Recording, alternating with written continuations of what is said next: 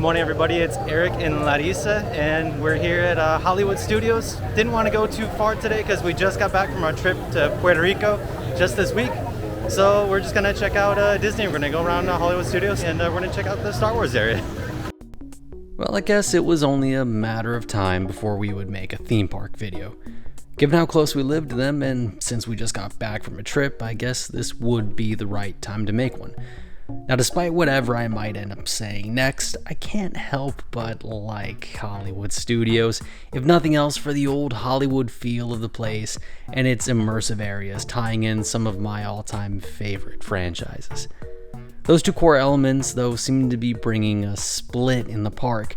One side hanging on to the classics and the old Hollywood feel, and the other going for that full immersion and a different kind of experience. The chief among these, of course, is that Star Wars Galaxy's Edge, which we'll get to in a minute. We first got a ride on Tower of Terror. Based around one of television's all-time greatest series, it creates a new story in the same vein as The Twilight Zone, in which you'll be a part of. It may not have a quarter mile of Twilight Zone themed area surrounding it, but it still is impressively detailed.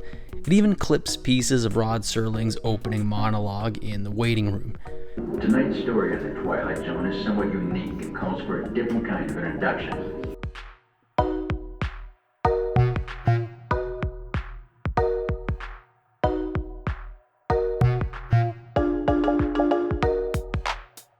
Oh my god, you're so scary.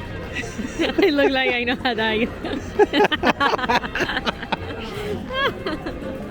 Fear of being trapped in the Twilight Zone made us hungry, so we stopped at a nearby kiosk for some good old-fashioned theme park fare.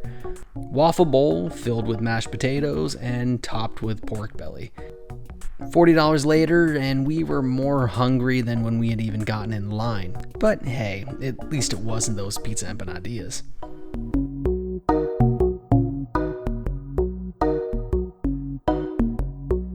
This section looks like New York, but clean. The new Toy Story Land is sure to be a hit with all of the kids in the who am I kidding? It's Woody and Buzz Lightyear and the Green Army Men! Finally, we come to Galaxy's Edge. This area is such a drastic departure from everything else, it doesn't even feel like the same theme park. In actuality, it doesn't even feel like Star Wars itself.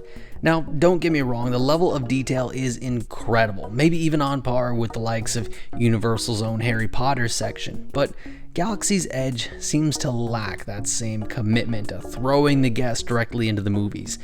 There are no immediately recognizable buildings or landmarks to speak of, only a handful of speeders and droids, and of course the Millennium Falcon, but even that is parked under some random mountain. There are so many iconic lands that they could have based this off of. Tatooine, Hoth, Cloud City, even the original ride went with Endor. And what's just as bad is there's no music. The absence of John Williams' score is definitely felt. Again, get within half a mile of the Wizarding World and that iconic soundtrack will fill your ears. What we get here are just some sound effects.